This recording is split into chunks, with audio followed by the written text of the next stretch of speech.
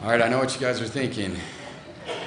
Even I'm getting sick of seeing me up here. So I have the great privilege and joy of introducing our dear brother, Geoffrey Kirima.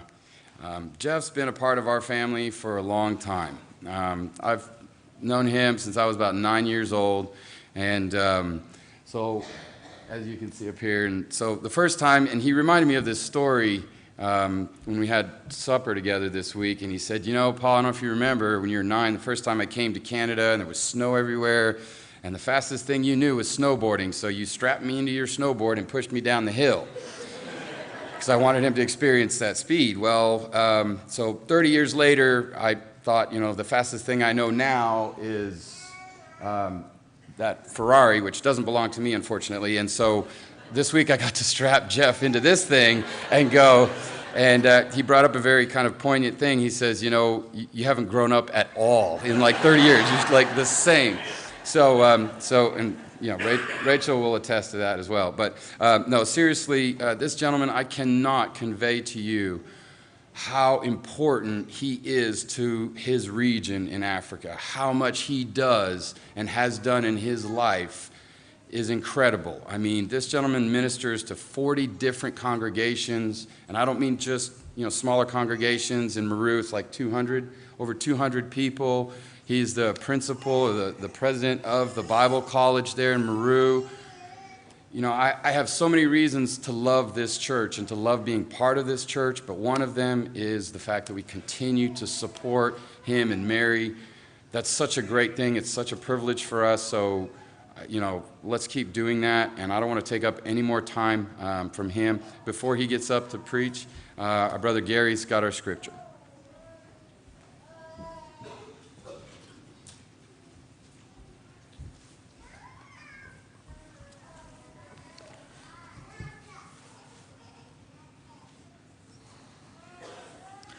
If you would like to turn to your Bibles, Acts chapter 17.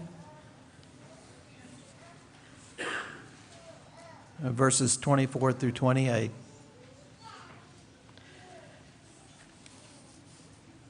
God, who made the world and everything in it, since he is the Lord of heaven and earth, does not dwell in temples made with hands, nor is he worshipped with men's hands as though he needed anything, since he gives all life, breath, and all things. And he has made from one blood every nation of men to dwell on the face of the earth, and has determined his pre-appointed times and boundaries of their dwellings, so that they should seek the Lord in the hope that they might grope for him and find him, though he is not far from each one of us. For in him we live and move and have our being, as also some of our own poets have said, for we are also his offspring.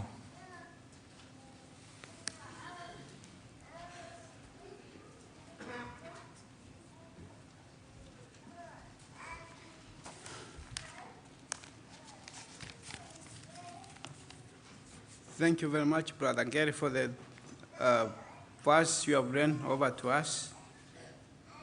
This morning, I'm very happy to be over here to just minister the word. And first, before I just get over to tell you more about ourselves,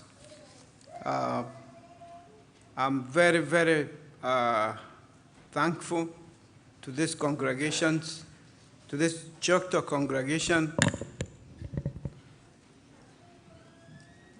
because of the love, concern, and kindness that you have shown us over in this visit. I am here this time with Mary, and not only this visit, it's also the money and all you have that you use to support our work in Africa. We have been encouraged. We have been made whom we are today because of your love in standing with our work. So all time we always remember you. And because it's the first time Mary was able to come with me, I've been here before, it was wonderful, wonderful. And we are very, very thankful that your love is actually demonstrated, because you have shown us all that you care about us when we are far away. And for that case, may the Lord bless you all time as you stand with good work all over the world, and as you also do evangelism over here. May the Lord bless you all time to continue with the gospel. Thank you very much for the good work. It shows how faithful you are. It shows how you are. And for that case, Ron will continue to bless you. Before I just get over to tell you more about my story back in Africa, what Brother Gary has read to us this morning is very, very important. This was Paul over back in Athens, in Mars Hill. And here he happens to be in a meeting place where all these people would gather, the Greeks would gather for the latest ideas, in order to know, to see how the world was going. And there happened to be the point where Paul would just get over to preach the gospel. I'm always encouraged to see how Paul would continue, how Paul began the journey of what we believe, the gospel. If Paul did not have the call, the will, and the love to take over the gospel to the foreign countries, to his own people, the Jews, and everywhere, we will not be Christians. But because he set up everything, committed themselves to just reach out the world with the gospel, that's why we are Christians today. And I'm always encouraged all the time when I think about Apostle Paul. In fact, his wonderful, wonderful blessings that we can have. So I really admire Paul. And that's why back in Africa, I decided to go back to my own people, folks, to just tell them about the gospel. And because of that, then, when I remember that, I keep on going over to teach them. Here, Paul would just be in the Mars Hill, and he would dispute with these philosophers. They were just wondering, what was he saying? What is this Barbara trying to say? But Paul was determined. He was not discouraged. He kept on. And as the verses once went, just reminded me back in the book of Isaiah, whereby Isaiah would have similar message to the people. And he would say in Isaiah chapter 40, verses 21 and 22, I read it, reading over and over again, because it reminds me of this world we live in, how God is, how he set up everything in a careful, diligent way. It amazes me when I think of our Creator God, how he was. And Paul was determined to tell the people much about that, so that they could change, so that we changed. I changed my life in order to follow Christ and to live up for Christ, because he died for me, he died for the whole world, so that whosoever believes and is baptized will have eternal life. That's the foundation where we are built. So Isaiah would have similar message, and verses chapter 40, verses 21, it says,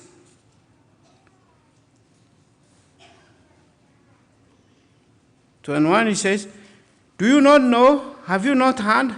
Has it not been told from the beginning? Have you not understood since the earth was founded? He sits enthroned above the circles of the earth, and his people are like grasshoppers. He stretched stretches out the heavens like a canopy and spreads out like a tent to heaven. Well, a similar message Paul would have to these people over the Athenian. And that's the beginning point.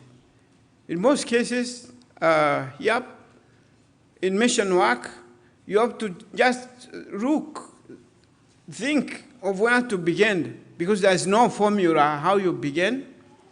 Back in the 80s, when we had missionaries, 5 American missionaries from different states, maybe not this congregation, but other congregations, when they came to work in Meru, Kenya, there are several things they did.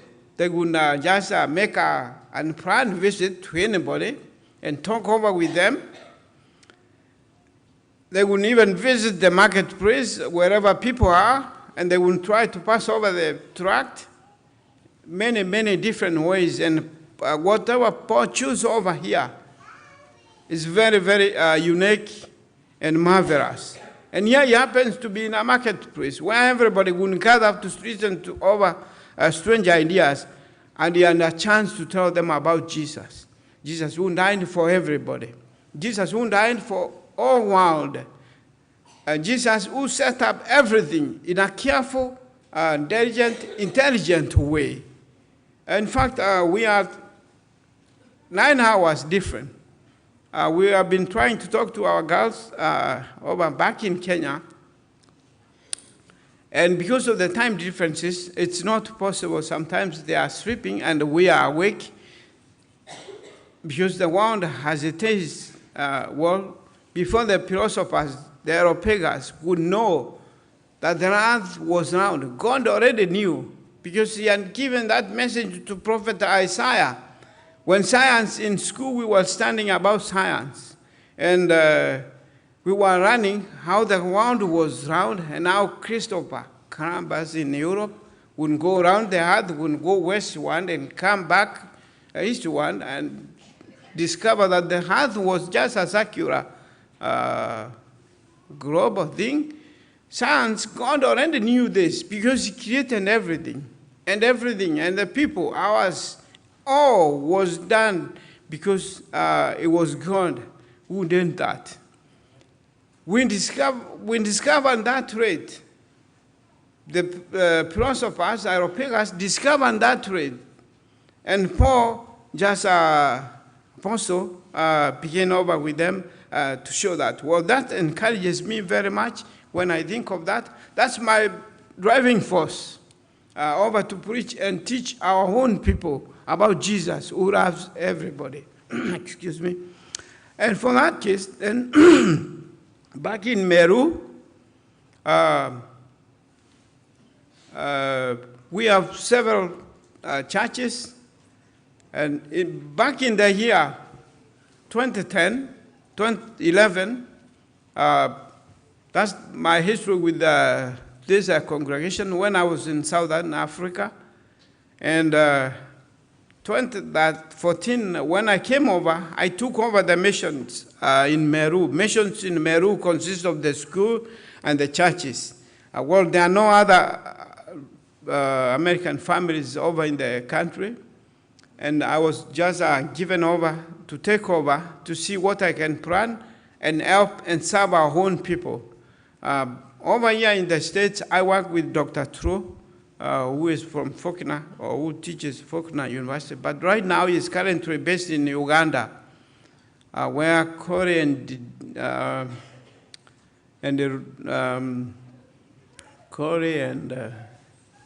forgotten, the couple who left on Monday, Corey and Judy, where they are going to work. Dr. True is the president of the university there. He's sponsored over from here several congregations, churches of Christ, but he's just relocating back to the States to be with Faulkner. His time was too short, he wouldn't stay there long.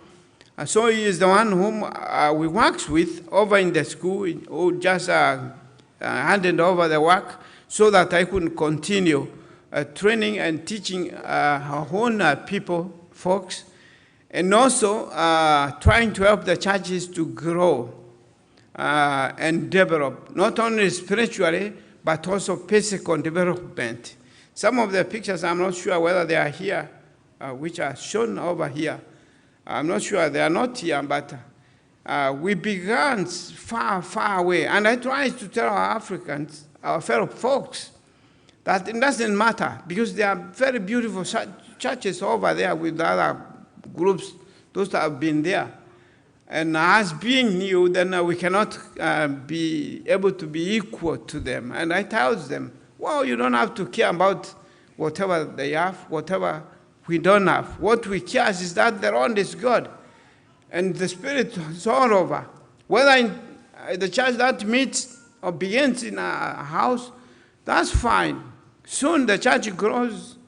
When the people becomes many and we are able to buy or put up a temporary shelter, as years goes by, we find ourselves having a permanent building like this one. So a building is not actually what is important, because the church is not the shell as we compare the egg. What is important is what is inside the egg, not the shell. So I try to show our people that way. Well, it's not easy job to get people from that. It's the work of the Lord. It's not myself, but the Lord just working over to reach out all people, to reach all corners of the world. And it has been a wonderful, wonderful blessings. So we have over 30 churches, 30, 40. And when I began, it was 20, because after the missionaries went over, the work churches became, well, some died or were not existing. And slowly by slowly, I've been working on those that are weak, that are far, in a radius of maybe 200 miles, that I'm able to travel. So the school, over at middle school in the town, is in the town. And the father's church would be probably 200 miles radius, the county. I does work in 3-4 counties in the eastern central Kenya. And it's not easy, but the Lord has enabled me over to be able to work with them. The school meet once a month, every 1 week. Then 3 other weeks, I'm just working on those places. On the weekday, I plan the Bible study. I plan the marketplace visit. We plan with the local churches over there how to reach out to brothers and brethren over who are close by. And then on Sundays, I may plan with Mary to go and visit other places, because Mary is working. She cannot accompany me over the weekdays. And we have had a tremendous, growth over with what I've been doing. I've just been felt, or I've been able to feel or have courage to travel, to visit, and to do good work, because I know there are brothers and sisters out in the world somewhere who shares, who believes the same values like I do, like we do. And for that case, well, as I said from the beginning, you have really empowered me, or your empowerment. I see you preaching. It's not me, I may be the mouth speaker, but in fact, you are the driving force. Whatever dollar you give, it's able to help over me be able to reach over there. So thank you, as I said before. We are always together. I praise for you for the love and kindness that you have to reach over to those people. So yes, there are groups of people who have not been reached, and I'm trying to get over and accomplish all work. And that work, well, yep, there are challenges. And challenges is that Africa is not like here in the US, whereby everywhere you go, there is electricity, there is a water system, there is good housing, there is all you can think good roads. Yes, there are challenges that I encounter. In the third world, Kenya is third world countries, developing country, not like maybe Tanzania or Uganda or Somalia. Where we are developing, we are a bit good, but not to the standard life in Europe or in Southern Africa. I've been to South Africa for 3 years, and South Africa is far, far ahead of Kenya. So Meru, major roads are tarmac roads, but over the other feeder roads, then it's that road. When it's raining, I cannot be able to go. I cannot be able to travel. In most cases, I leave my two-wheel drive car over in the tarmac road and walks for miles, 2 miles, 3 miles. And once I'm done, then I walk back and take over my car, and then I travel. Well, there are challenges.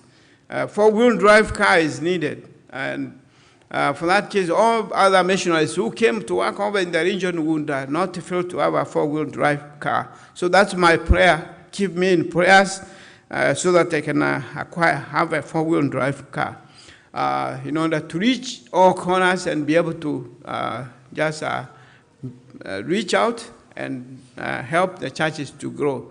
Some of the churches have just been able to build a building like this one, permanent buildings. It's wonderful. Out of their own pockets. All areas is not the same. Some have more, others don't have.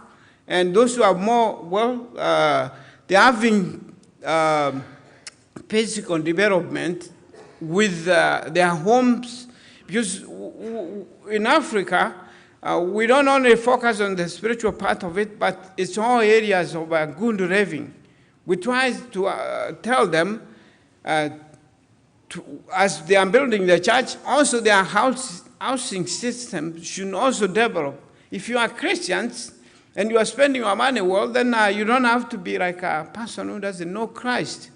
And that's the areas where we just teach all areas. And several brothers have just been able to develop a lot as far as the churches are developing. So several have just put up their own permanent houses, and it's impressive to see what is going on. And there are no funds that we try to encourage the churches to have.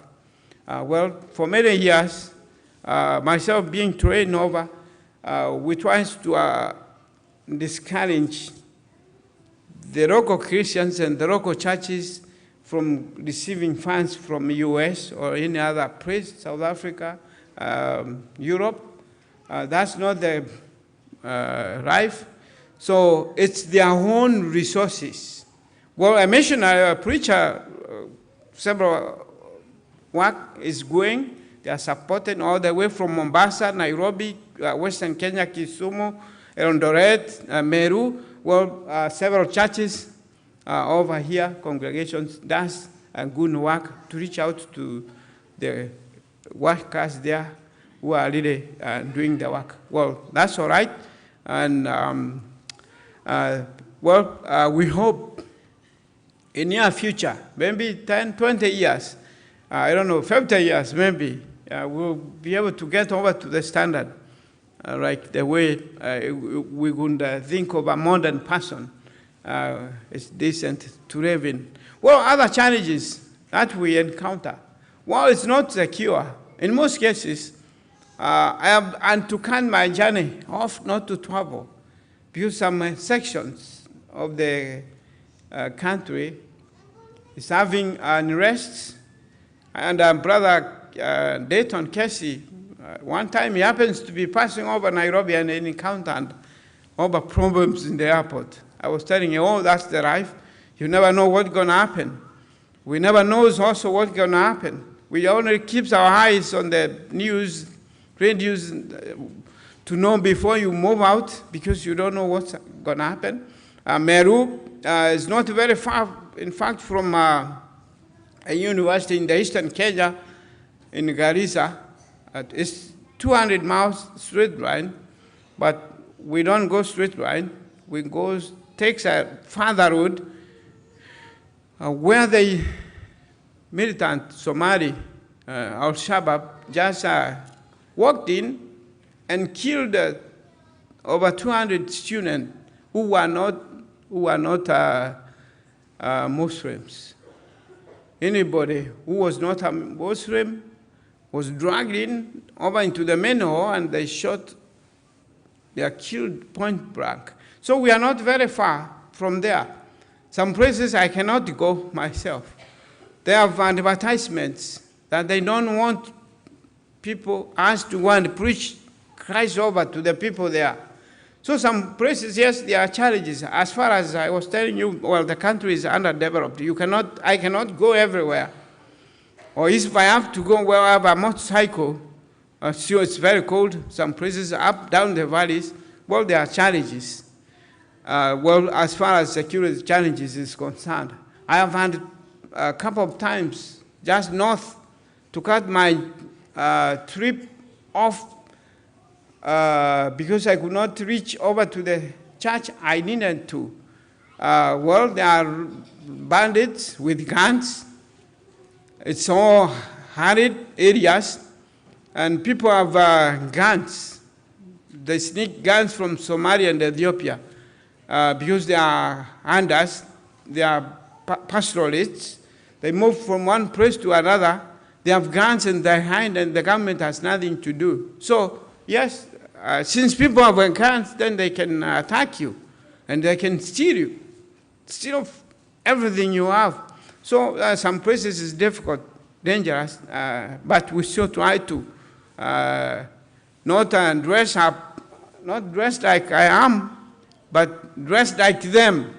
Just get the Masai shuka, we call it Masai shuka, put it in a turban, and just walk over, or take a public transport, just get over and teach and preach them about Christ.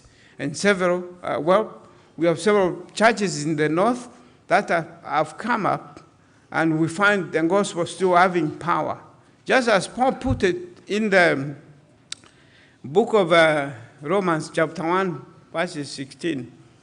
Paul said, I'm not ashamed of the gospel, because it's the power of God unto salvation for everyone who believes, first to the Jew and then to the Greeks. Well, yes, the gospel is the power. It's what has given me power, strength to move out, to reach out to my own folks. And for that case, then, I see still the gospel getting on along, and in near future, maybe years that I have not able to mention, but in near future, maybe everything will be able to be mature. The churches will be mature enough that they will have developed, not spiritually, but also physical development accompanying them in the churches and also in their homes. So we are very, very thankful, and may the Lord bless you. May the Lord be with you as you do reach out the world with the gospel. Thank you very much.